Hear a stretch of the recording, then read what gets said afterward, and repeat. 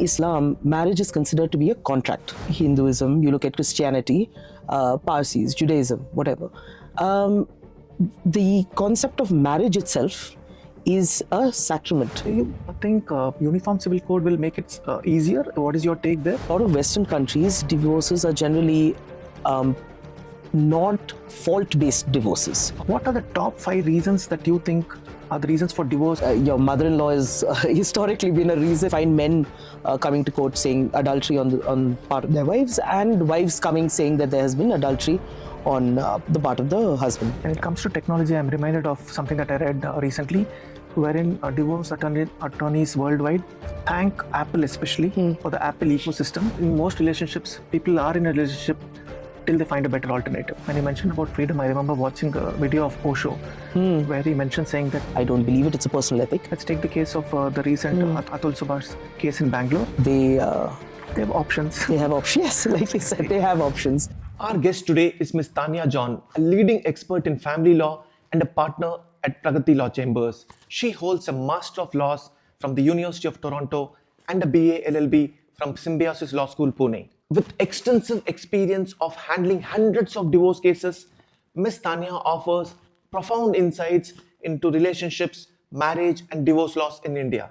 In this episode, we dive deep to explore what men and women truly want in a marriage, the top 5 reasons for divorce, high-profile case like the recent Bangalore techie suicide, and much more. In our conversation today, we look at 3 critical life phases. Number 1, life before marriage. Number 2, challenges and realities of marriage. Number 3, navigating divorce if need be, understanding its complexities, consequences, and legalities. Let's unpack these phases in the reverse chronological order. So, hi.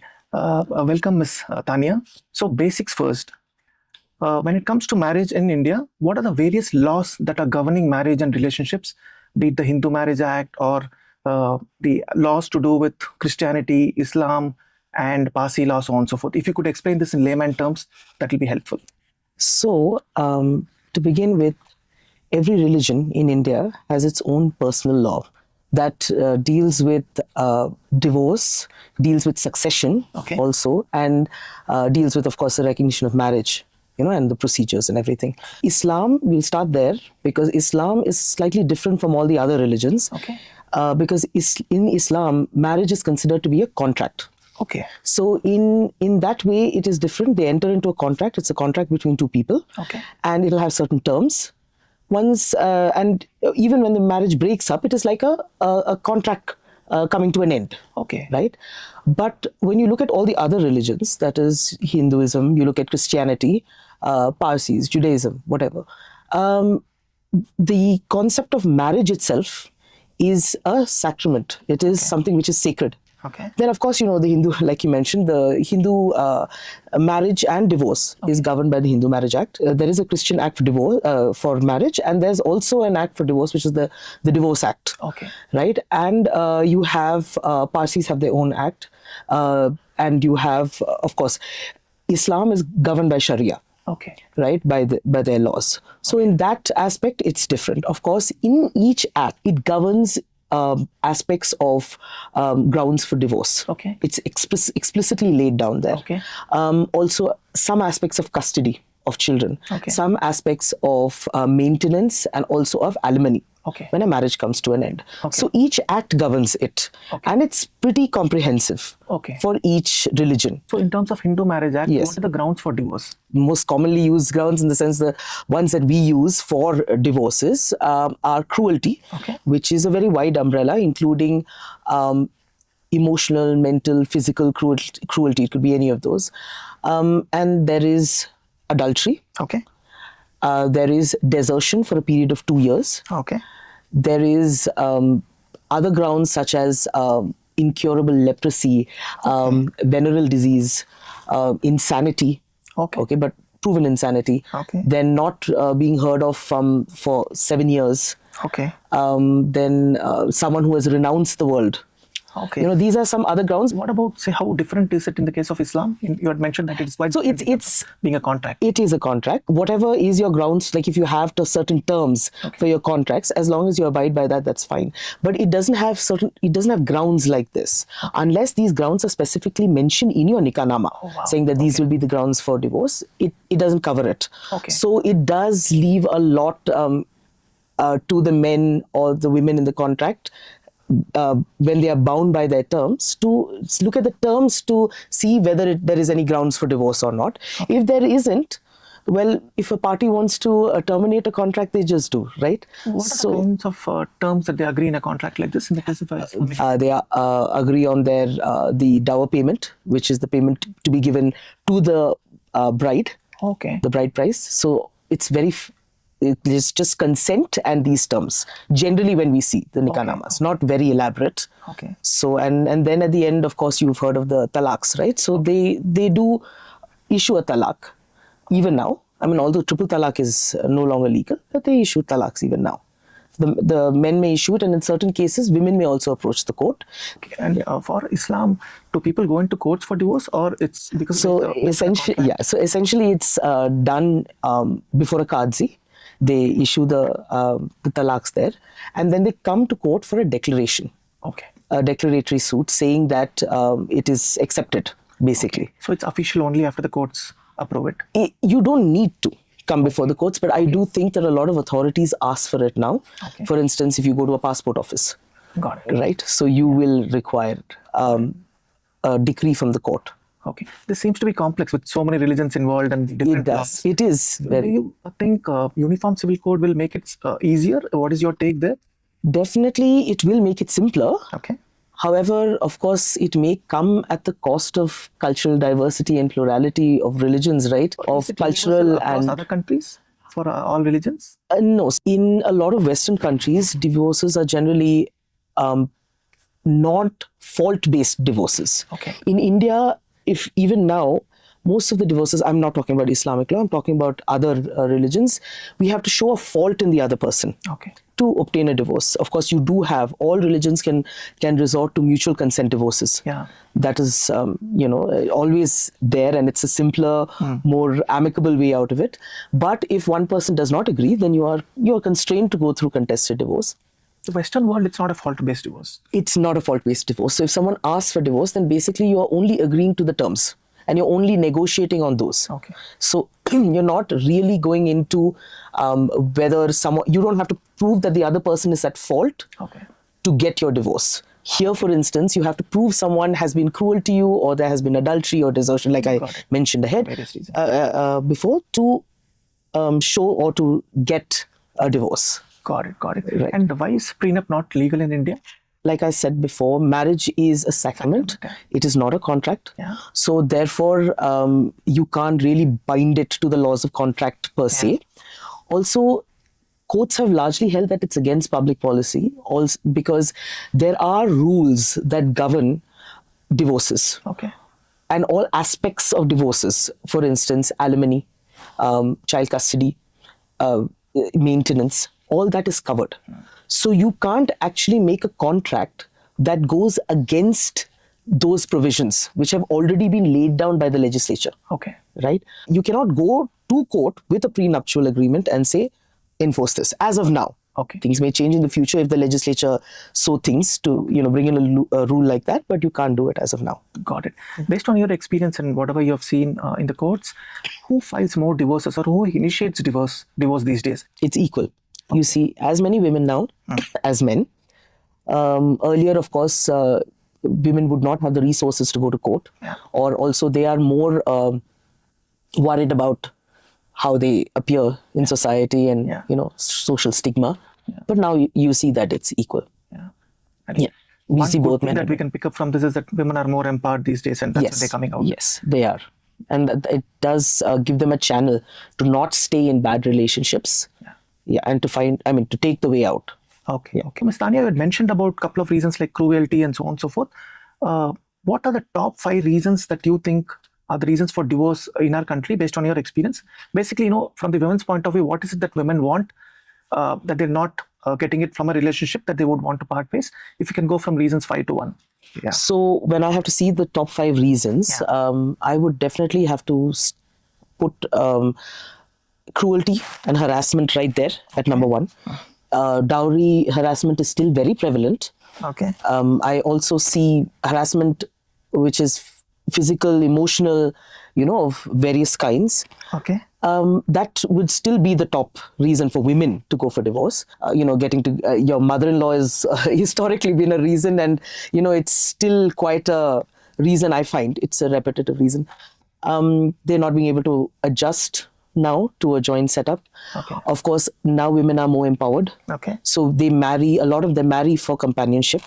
When they don't get that companionship, they don't find a reason to stay beyond a point. Okay. Especially if they coupled with if you have some kind of cruelty as well, they don't find the reason to you stay. Yeah. Of course, adultery is a very, very big reason. Okay. You have, but then men and women both face are equally involved. So you find men coming to court saying adultery on part of their wives, and wives coming saying that there has been adultery on the part of the husband. Okay. Desertion is a ground which is, you don't see it very often now, because people now with technology and everybody knows where everyone is. When it comes to technology, I'm reminded of something that I read recently, wherein divorce attorneys worldwide thank Apple especially for the Apple ecosystem. Yes. Wherein one of the spouses using a phone has logged in the other devices for the kids, and the other partner ends up seeing some messages, and then that becomes the grounds for divorce, and then they have some proof to showcase in the courts. No, it is true. You can track, in fact, using a lot of the software that we have now on our phones.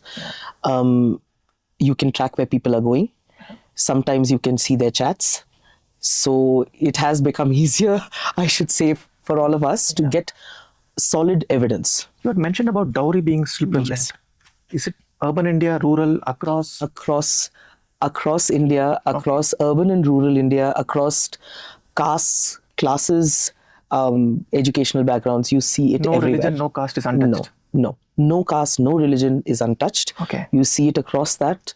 The notion that a woman has to bring in something, and that their family is obligated to bring in something to make sure that the groom or the husband is taken care of and is comfortable and his family is comfortable.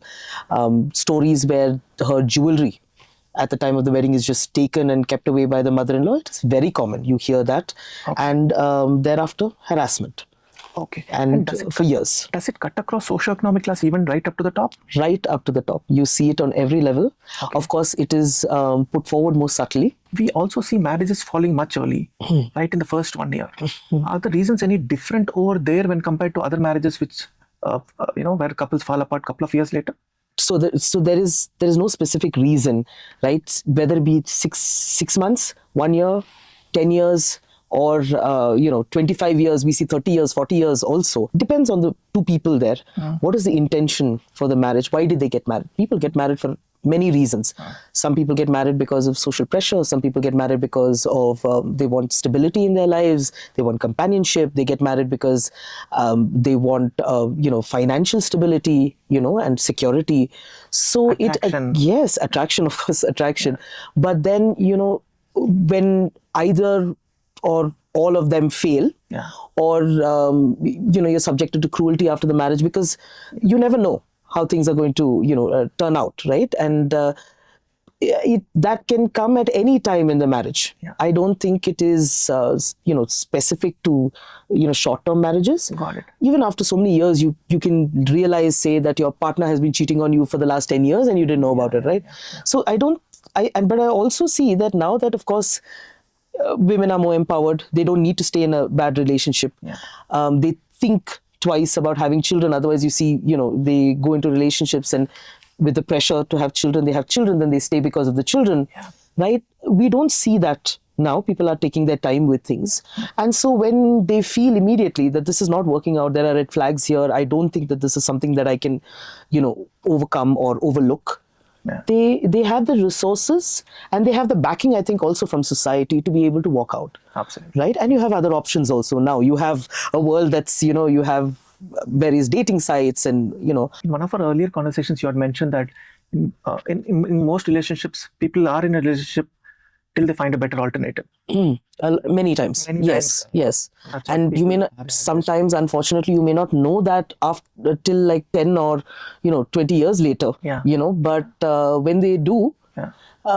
it's absolutely horrible for them, and they do walk out, Yeah. and they have other options now. Are there marriages where you have seen divorces after 40 years, 50 years of Yes, we do see it. In those particular cases, I think the reason being they've not got along for a very long time. They knew that this relationship was not going anywhere. They brought up their children are settled, they've had grandchildren, they're all happily settled, and now they feel that, I'm coming to the end of my life, I just want to be free, and live my truth probably on some level. Okay. So we do see that. When you mentioned about freedom, I remember watching a video of Osho where he mentioned saying that all marriages should end right away. They should end up in a divorce. That's freedom. We have always heard about abuse against women. Yes. Are there cases of abuse against men? Is there a law to protect them? There are cases of abuse against men, including physical abuse. Okay. Right, by the women themselves and also by their family members. It does happen. Not very common, but it is there, definitely. And of course, you do hear of cases where women file a lot of, false. I mean, I don't want to say false cases, but yes, probably not having the same amount of merit, and as using them as like pressure tactics to bring people to the to say a negotiating table and things like that. I personally never advise filing cases like dowry, harassment cases without cause. I don't believe it. It's a personal ethic. But you also see domestic violence and other cases being filed. There, of course, you have the penal code. So you do have an option for men who are being harassed or being physically abused to go to a court and ask for some kind of remedy or redressal. And they can always file for divorce. You always have those grounds. But yes, if you really look at it, there are many more laws, especially like Protection of Women from Domestic Violence Act, which is can be used only by women. But I think when you really weigh it out, yes, women do have more options, but I do feel historically they needed it. Absolutely. Because even now, when you really look at it, women are still suppressed, they're subjugated, they are, it is harder. Right? We are still fighting the patriarchy in so many ways. So they do need that step up, and they do need these laws to protect them. Okay. So earlier you had mentioned about the mother-in-law part, right? They are one of the major reasons for divorces, especially in the case of a joint family or even in the case of nuclear family. So we were always told you had to adjust. Yeah. It is just something that you had to do. Yeah. Right? People in a nuclear setup, we don't have to adjust to so many people. Yeah. Right? And essentially, when there is a marriage, it is a coming together of two families. But no matter what you do, you have to realize that families are different. Our contexts are different. How we were brought up is completely different. So therefore, it's not unusual that you would come into loggerheads with your mother-in-law on how to run the kitchen or how you want things done around the house. Yeah. But I do feel that now people ask themselves, why should I?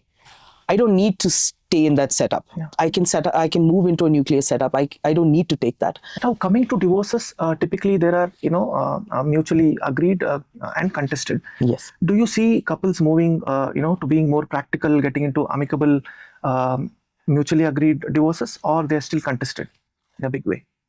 I think there are a lot of couples who prefer going down the mutual consent route simply because it's less expensive and less time consuming, especially if you have work and everything else. You're just trying to basically manage everything together. So that definitely you see a lot of people going down that route, but there are equal number of contested divorces as well. Okay. Because after a point you're fighting not only about the divorce, you will also be fighting about things like custody of your children and maintenance and alimony and things like that, which are very important. So all those things are what people are actually fighting about in most cases, not the divorce itself. Of course, that is also there, but it's not as contentious as these areas. So if it is mutual consent, then it is, say, more to do with how soon can we finish it? Is there a waiting period of 6 months? Can it be waived off? So the waiting period of 6 months can be waived off. Okay. The courts are doing it. Of course, it is up to their discretion. But you file your divorce and you file a petition, and then you of course file a separate application saying that these are the grounds based on which I think that this marriage is not going to go forward, and I have tried everything I can. Mediation efforts have failed, and keeping us together it will be to our detriment, rather than just releasing us and letting us go our own separate ways. And in the case of contested divorces, we see delays, right? Let's take the case of the recent Atul Subar's case in Bangalore, a Bangalore-based techie who committed suicide because of prolonged cases, lot of harassment, multiple cases filed against him. Do you see this happening, and what is your take on this case? So, with respect to it, it's devastating news, and it's heartbreaking to see that someone in the system felt so pressured, and to take such an extreme step. And going through his suicide note, I think it was one of the most painful. Correct. Every page he's written justice is due and so on and so forth. Correct. And hope the system that he's paying for is not taking care of him in some form. Absolutely. So I do understand that when divorces get dragged out for beyond a certain number of years, people do feel let down sometimes. They do feel like justice is not coming their way. But we also need to appreciate the fact that we are a country of so many billions of people. And we have a judiciary which is extremely overwhelmed. And it's not that judges are not trying, they're trying their level best, right? We just have that volume, right, of people, of cases. And of course, we can't stop anyone from filing a case. They have their right to file it. Absolutely. If I believe in the system, and I believe that if you wait it out, ultimately justice will be served. But I know it can be extremely harrowing, especially when your spouse has taken it upon themselves to make your life miserable. It is harrowing. So I don't think we should paint, every court, every judge, every lawyer, every situation with the same brush. It's not to take away from the sadness of this and the trauma that it has brought to the families and everything. But we must have faith. And I do believe that a lot of people do get justice. In the previous question, you had mentioned about alimony, maintenance, custody, and so on and so forth. How is alimony and maintenance broadly calculated? Recently, there was a Supreme Court directive on what are the factors to be considered while arriving at alimony and maintenance. Yes. So when it comes to alimony, of course, permanent alimony, that's awarded at the end of the trial. So for that, courts will definitely look at how much income each party has. What are the assets of each party? What is their social standing? Then they look at everyone's liabilities. Some people may have old parents at home they have to look after. They have children. They have bank loans, other liabilities. So that is also taken into consideration. They will also look at the tenure of the marriage. Longer the marriage, of course, it is assumed that the more the sacrifice. Right, and the more the compromise that has been made. They will also look at whether and how much a wife or the spouse at home has sacrificed for the other person's growth. They also look at inflation, but there is no sure-shot mathematical formula for this. So if alimony as a one-time settlement is given, does it mean maintenance on a monthly basis? So permanent alimony and permanent maintenance, basically the same thing.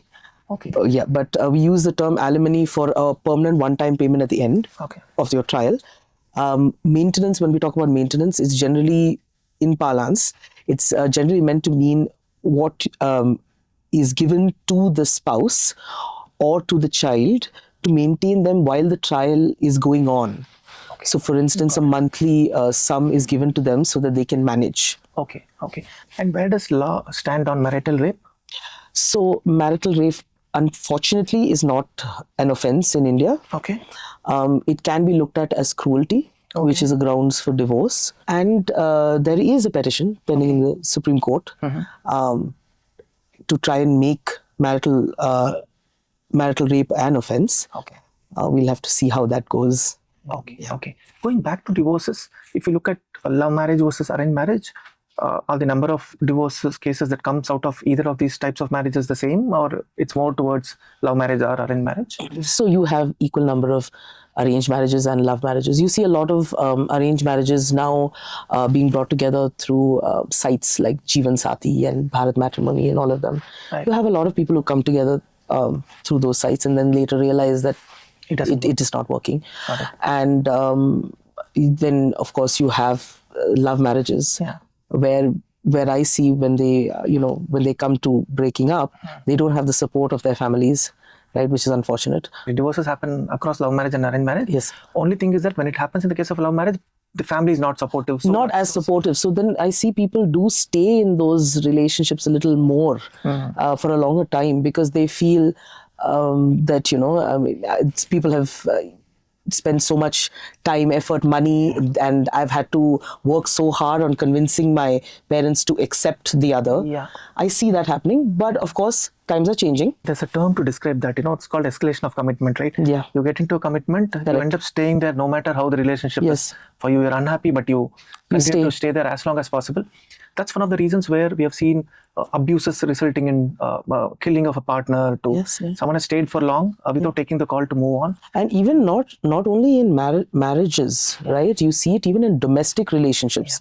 So I mean, we do have a law now that protects people in domestic relationships who may not be married, which is a protection of women against domestic violence act. You're talking about a live-in relationship kind of Yes, yes, you do have that. Going from here, be it in marriage or be it in the relationship that you're talking about, there are a lot of them who are unhappy, but they don't want to maybe file a divorce. Correct. Why is it? Is it because of the taboo, societal pressure? What do you think of the reasons that you see people are not coming? So earlier on, it used to be financial security. People didn't, especially women didn't have it. So they never went because they're, okay, once discarded, then where do I go, right? That was always a thought. So they stay for many reasons. Societal pressure is still there. Yeah. To a certain extent, of course. Then, of course, they've taken these steps where you've married outside your religion, outside your caste.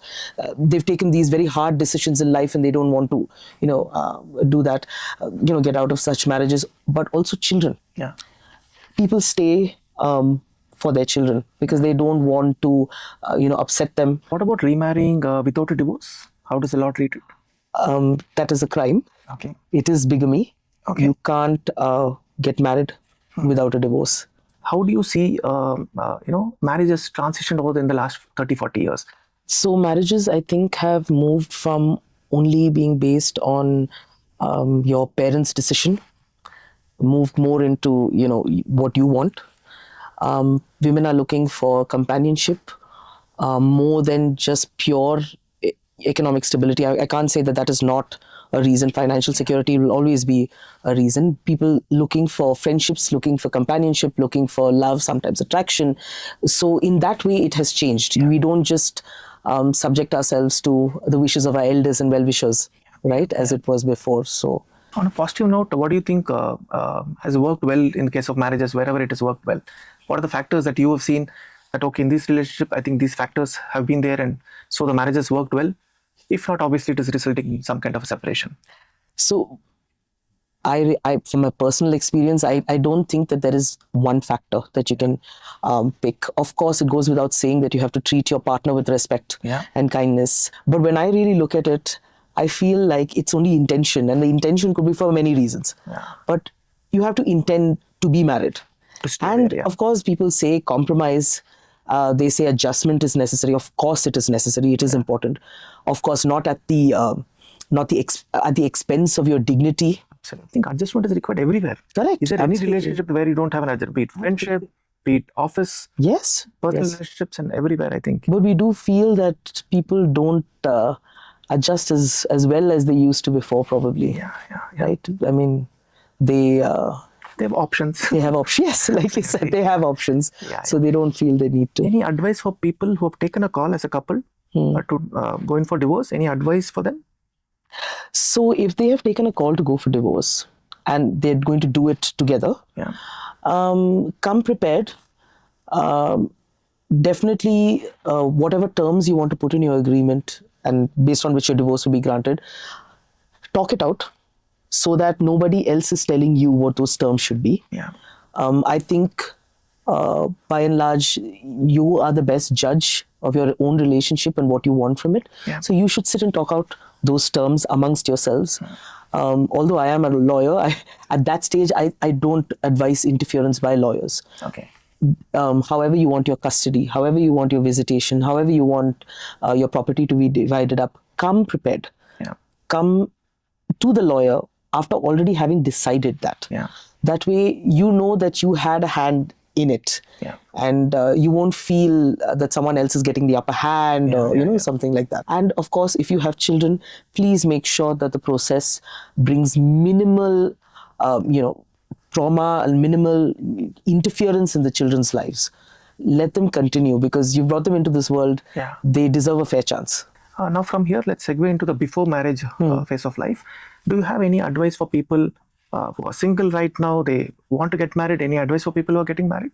If you're finding your prospective spouse through online portals, through word of mouth, take your time. Okay. Get to know them. Spend time with them. It's important.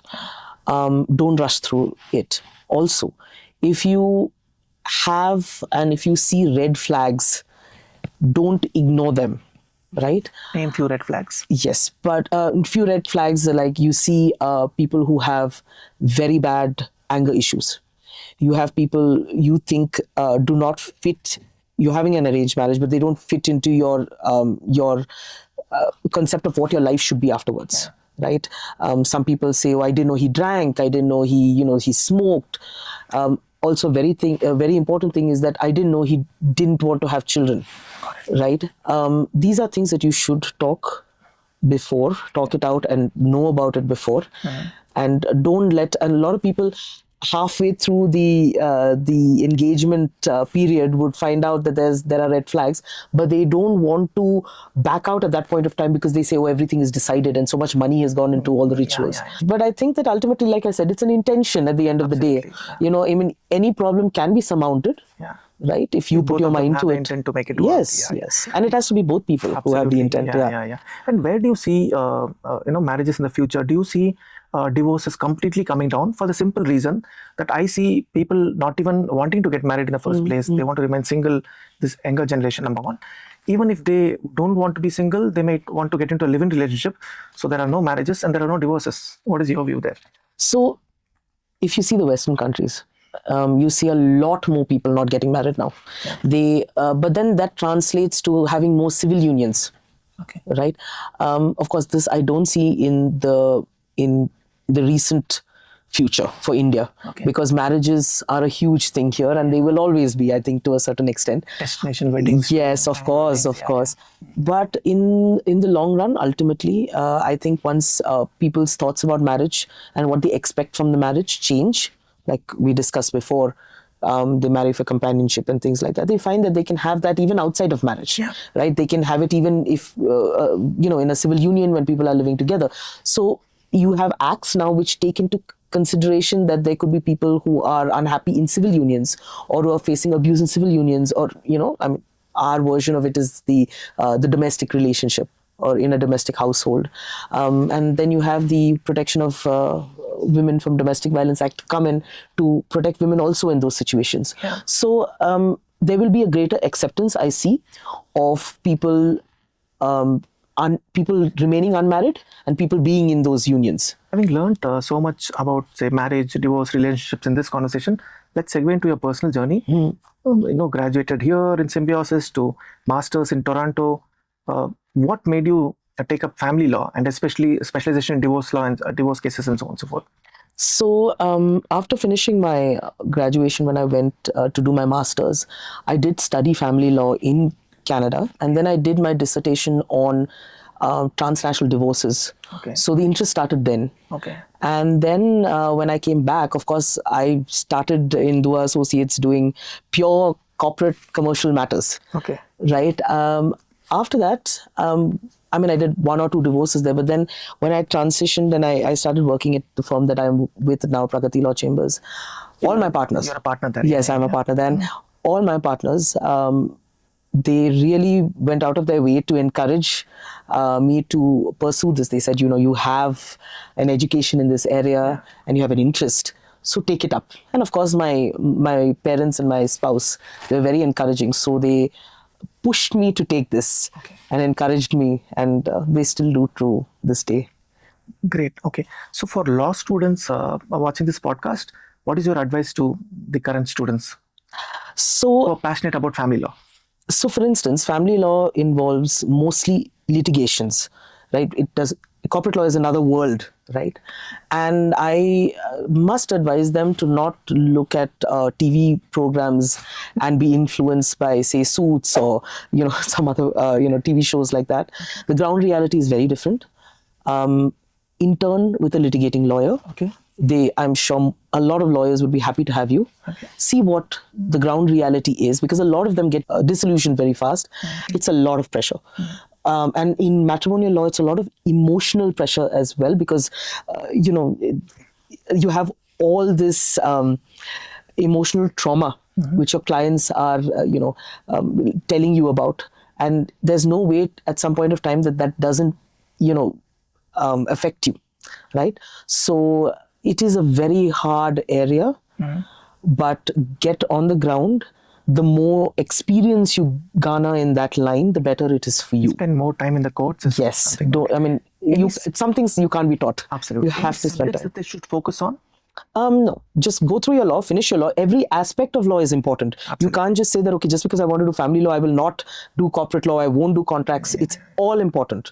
Because for instance, when you're advising someone on their assets, you really need to know how a company works. You need to know what mutual funds are. You need to know how a bank works, and how a demand draft works, and all of it. For students and people who want to do family law, I would definitely say take up mediation courses on negotiation, which is very important.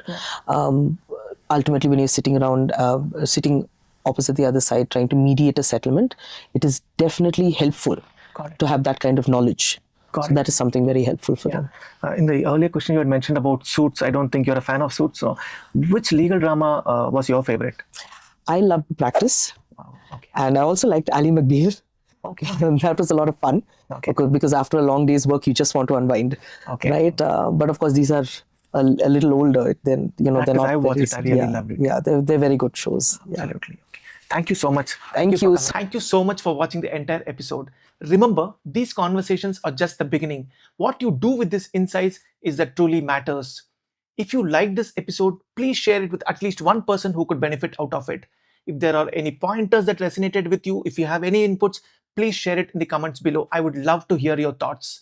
Stay curious, and until next time, this is Kishore signing off.